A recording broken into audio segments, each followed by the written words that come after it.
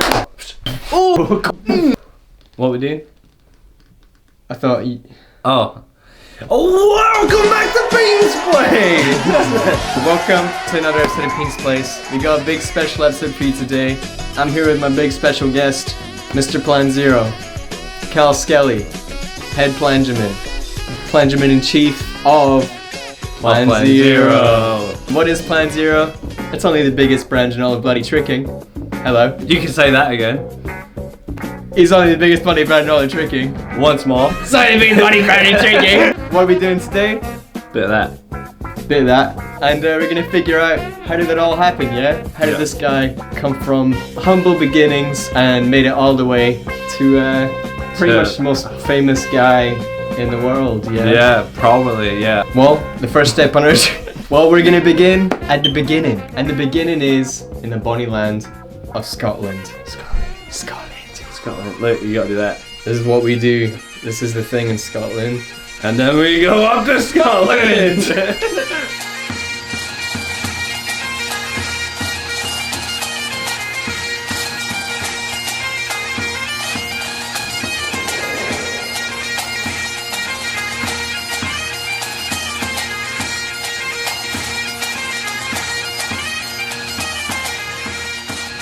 So Kyle, tell me, where does Plan Zero begin? Is it the first day you started tricking?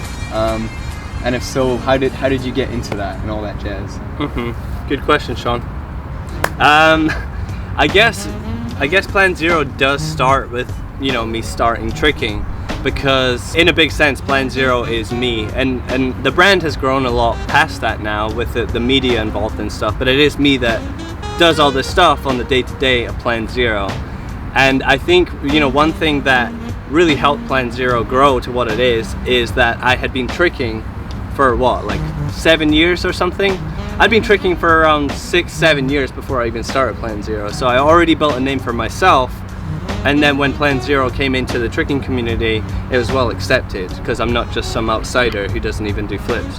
So I guess, you know, early days, Plan Zero started when I started tricking. But the brand actually got its name and was founded in, I remember the date, it was August 31st. It might be 27. August 20. I remember the date. I remember the date, it was August 26th, 2014. That's when I announced Plan Zero. I started the Facebook page and I had the first products, which was the wristband and the tank. But you know, I didn't make a single video under Plan Zero for another 2 years after that. Oh, we'll get to all that. But first, I wanna go focus a little bit on those years leading up to you feeling like you could and wanted to launch that brand. You got a camera, which I think is how you got into tricking. You got to playing with like that creative side of like making visuals, graphics and whatnot. Yeah. So I mean, here's a story I don't think I've told anyone. So date back to before I even started tricking. I remember hearing about a program called Photoshop. We've all heard of it, we all love it. You like it. I've heard of Photoshop. So I downloaded that, didn't know what the hell I was doing. I was like, what is this? And then around that time, Bebo and MySpace were all the jazz. Yeah. And I was like, wow. Add me on Bebo. Add us both on Bebo. Username is here. But then I realized you can make custom skins and stuff. So that's what I would do in the early days. That was my introduction to Photoshop and just design. I'd make Bebo skins and MySpace skins. That was before I even started tricking. So, you know, I guess you could say like the designing came before the tricks. So that's always been like a big part of it. I've always been what I would consider a designer. I've always loved making things. I've always been like quite creative with, you know, even as a kid you build things, you paint things, you just do whatever. I like creating things. And I think that's also, you know, what got me into tricking, because you're creating like combos, you're creating your own style, you have all these tricks to put together, you get to create something. And then the video side with that, samplers were a big thing. That's, you know, a big reason why people, you know, even like knew about me, because I'd make samplers. So design's always been, you know, the core of it all. Like I've been doing that for years now, like a scary amount of years, like 15 years probably.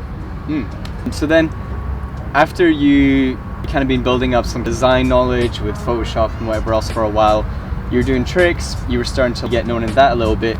But then there was a point where you kind of gone down a route where you were learning to code, Yeah. and web design, and all of that. So was like a tricking brand in your head? Like, where did that fit into? Okay, so the way it all really happened was transitioning from me just being involved with Photoshop and designing Bebo skins and MySpace skins. That eventually developed into designing and developing websites. And I've never been one for working for the man. I've always wanted to work for myself. You too. Yes, bro. Fuck the man, eh? What I did, I started working as a freelance web designer. I love the idea of making something through code and then it's a usable, functional thing. I did that freelance for a couple of years, eventually went to college, dropped out because I hated it. And then I got a job full-time in a web design agency. And that was really beneficial for me. I was young, I was 17. I worked there for pretty much a whole year. And then I realized I don't want to work for the man anymore. So quit that job. Actually saved up a bunch of money from that and then traveled around, you know, tricking. I went to Australia. A lot of my videos are from around that time. But then eventually was working freelance again, doing the web design. And I liked it. But what I realized is, you know, when you're working freelance, you are still technically working for the man. Because you have clients, and the client is the man. You're working for the man long distance. Yeah, exactly. Yeah. I will say as well, so as I was working as a web designer, I was also kind of doing Plan Zero a little bit. And then I got to the point, I was like, why don't I just do what I'm doing with all this web design stuff, but put it all into Plan Zero.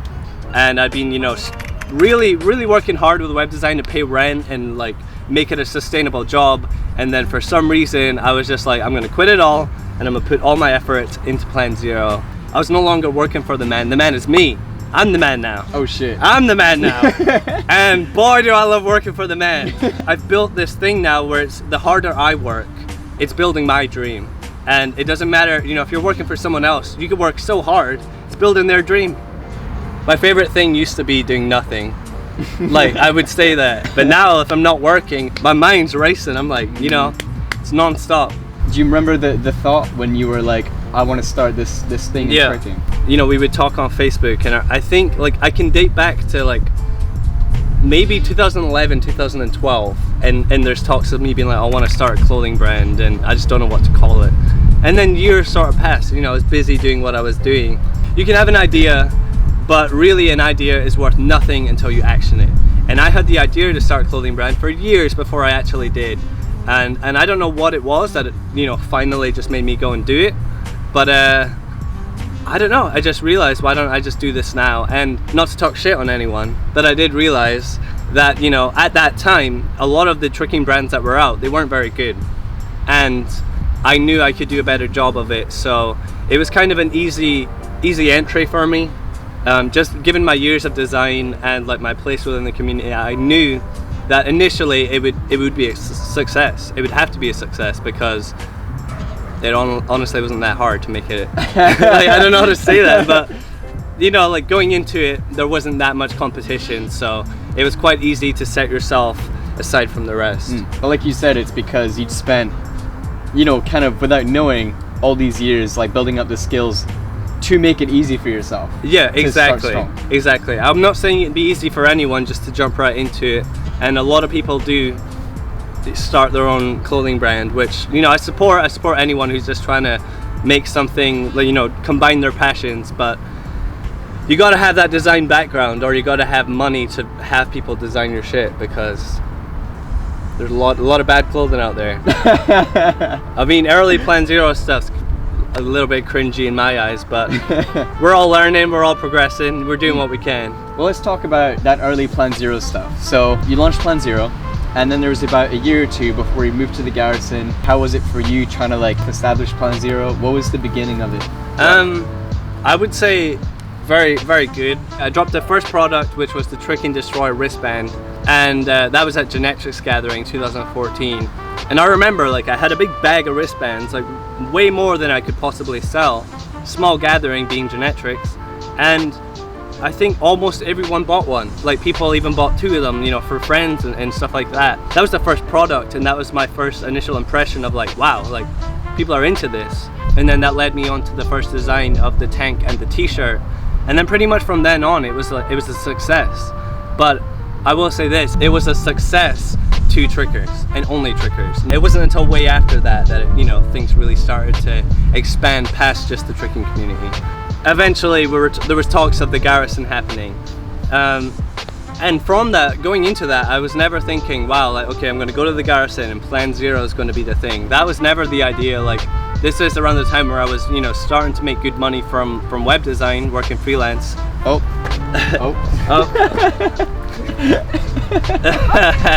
Yeah, so Plan Zero was never intended to really be my job once I moved to the Garrison. And a big part of that was web design's going well, I got to pay rent, But then what I started to do once we moved there was make the Plan Zero episodes. And then that's kind of what transitioned me eventually, a year after that, to going full-time in Plan Zero at the Garrison.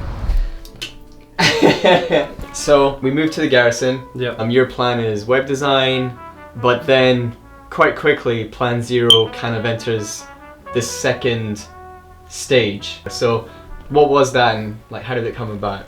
So I mean, when we moved to the Garrison, that's really kind of the starting point of modern day Plan Zero, and that came about with the episodes. So if you follow Plan Zero for a while, you'll know that before the vlogs there was the episodes. Every Friday I would make a video, and it would be more than just the tricks. It would be documenting the life at the Garrison. There was the Garrison house tour in there. There was the learning to Cody on trampoline, taking shots until we made that happen. I mean, it was basically documenting the training, but also the behind the scenes as we were growing this house and growing like the Garrison brand.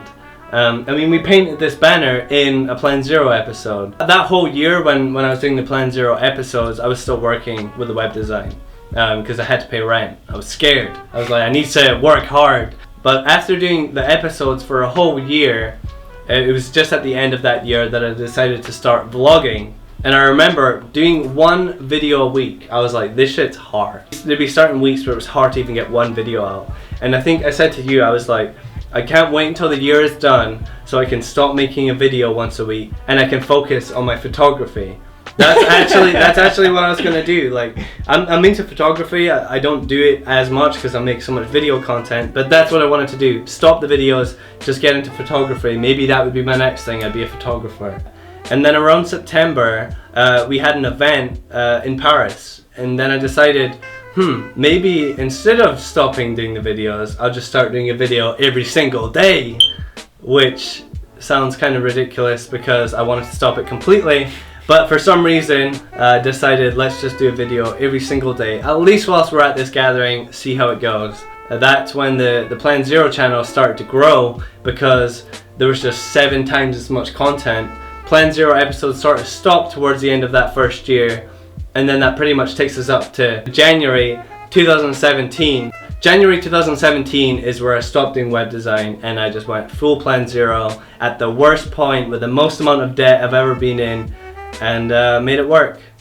Once there was that growth and you were in a position to be doing Plan Zero full time, what were you doing with all that time? What were you trying to do to Plan Zero? Well, with going into Plan Zero, with that just being my main focus, it meant that I could make a video every single day. There isn't one man alive that can make a daily vlog and work like a full-time job as well. No one ever. There probably is, and hats off to you. If it's you watching, hats off. But I couldn't. So what it meant for me is I could focus on the videos non-stop, release a lot of content. And for a while the videos were a bit the bigger focus than the clothing for me, because that was the main thing that was really growing the brand, especially outside of Trickers. And they work hand in hand. I get revenue from the YouTube, and then that in turn sells the clothing better because there's a larger audience. So that gave me, for the first time in my life, the financial security and the time to be able to put all my eggs in this one basket. That was a year and a half ago now, but that's what the brand's been running on ever since. A lot of the people that know about Plan Zero now, they came to know of it because of YouTube and how successful that stuff was. The videos became almost like, the best coverage of modern tricking that we have, right? Like a lot of the big events, you'll cover them and you'll cover them well. Do you feel like the media side of Plan Zero is has to stay now and is kind of like its own thing? Yeah, definitely. I think in a lot of ways the media side of Plan Zero is the bigger side of Plan Zero. Like, not everyone buys the clothing. I think the videos are very important for the brand because it gives the brand a voice. And there's a lot of clothing brands out there that are just, you know, t-shirt brands. But I think one thing Plan Zero has going really well for it, which has built a community around, is Plan Zero is a brand that people really attach themselves to, because I put so much of myself and all of us, the garrison, into it. So Plan Zero for a lot of people is a representation of modern day tricking and just determination. I think that works well because people want to also wear that, be proud of that. So the media side of Plan Zero is massive and will always be around. I want to talk a little bit about how you actually go about designing stuff for Plan Zero. Because obviously people just kind of see the stuff you drop, but there's such a process that comes before the final stuff that's released, so many iterations. So do you want to talk a bit about how you design stuff and it's a process? Yeah, so I mean the designing part starts in here, long before it's really finalized. I spend a lot of my time, you know, looking at clothing and really seeing what I like, what I don't like. And then I'll see someone wearing a t-shirt and I'll get an idea from it. I'll sketch it down or I'll make some notes in my phone about it. And then I'll go home and then I'll flesh it out on the computer. And a lot of the times what I come up with does not work. I'll tell you, there is a lot of designs that I have that have never made it to development and they are truly awful. But I think everyone has the same thing. You can show some of them if you like. These are some stuff that never made it to like production, and you know, a large part of that is just because I didn't really believe in it. I didn't flesh it out. But every design starts with a little idea, and then you expand from that, and then you either love it or you decide like, no, I'm not into it. And I'll do that for months and months and months, and really be thinking about how I want the overall collection or individual product to be. And almost within like the last day or two, it all really comes together, and then that's where I'll just focus, finalize it, get it sent off to the printers, and then it'll be made. But it's definitely not a straightforward linear process. There's a lot of thinking involved, a lot of tweaking, a lot of trying, like throwing it in the trash. I guess really a lot of it is in my head for months at a time, and then it all comes into the final design. What's the plans for Plan Zero moving forwards in terms of what maybe ideas you have for clothing or media or new things you want to do, and just generally how you want to move forwards with Plan Zero? The future of Plan Zero is, I feel like I'm on the cusp of it now, because you know, I've been doing things sort of the same way now for about a year and a half. And with all that, it's given me the financial security to be able to like start to really expand the company and invest my times in different areas. So one thing that I've been doing, I haven't been posting every single day, and that's lazy. Not that I haven't been working, but that's massive, because when you make a video every single day, you don't have time to do anything else. You really don't. But now I'm starting to juggle my time like a little bit better, and I really want the clothing to come into its own massively next year. Like I'm already working on products that are beyond anything I've done before. You know, dealing with like, you know, real suppliers to start a fully fledged full clothing brand, like fully custom. Like I want to make socks, I want to make jeans, I want to make, I don't know, binoculars. don't quote me on that. I probably won't. But I want to turn the brand into a fully fledged clothing brand, and I want to get it stocked in stores and stuff. So the future of Plan Zero is really growing the clothing side, still doing the videos. To do all of that in the way I want to do all of that, I need outside help as well. So 2019 for Plan Zero will be me expanding the business. I'll have different people working for me, doing different sort of things, but pretty much employing other people that can do jobs far better than I can. And I think 2019 will be where the clothing really starts to grow into a full, respectable clothing brand, and the video side will still be there, it'll still be me. I want to be just the only person doing all that. So time management, time and resource management, that's the future for Plan Zero. Sexy goals. Sexy goals. But I think that alone will, you know, really take it to the next level. What would you say is your ultimate, as far as you can think of at the moment, goal? Nah, I'm just kidding. I'm just kidding. The ultimate goal for Plan Zero, there isn't one. The goal for Plan Zero is keep doing what I'm doing, keep growing it, keep, you know, reaching out to people on a personal basis with the videos. I love the community that I've grown with it. I want to keep growing that on the YouTube side. I'd love to walk down the street and see some guy wearing like Plan Zero t-shirt, which has already happened, but I want to see more of that, and I just want to scale everything up and stay true to the brand's, you know, core belief and what we've grown since day one, Which is just fuck bitches, fuck bitches and get paid.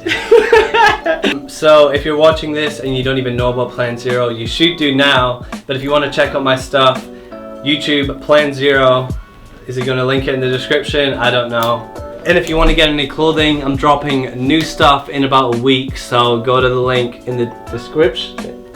Planzero.co. Get your clothing. Hopefully this gives you a different insight on the brand and the early days, how we scaled it all up, and yeah. And then the only way up from here is more up. Well, you know what they say, Sean. What do they say, Kyle? In the words of Elon Musk, the only way to Mars is up! Stop! I'm done. Why did I agree to this? Stop watching. Alright, hope you had fun, hope you learned something. Have a fantastic evening.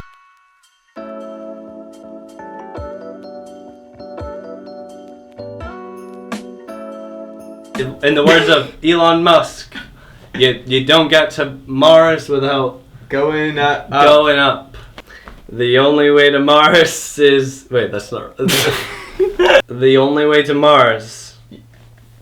Well, you know what they say, Sean. What do they say, Kyle? In the words of Elon Musk, the only way to Mars is up! Stop!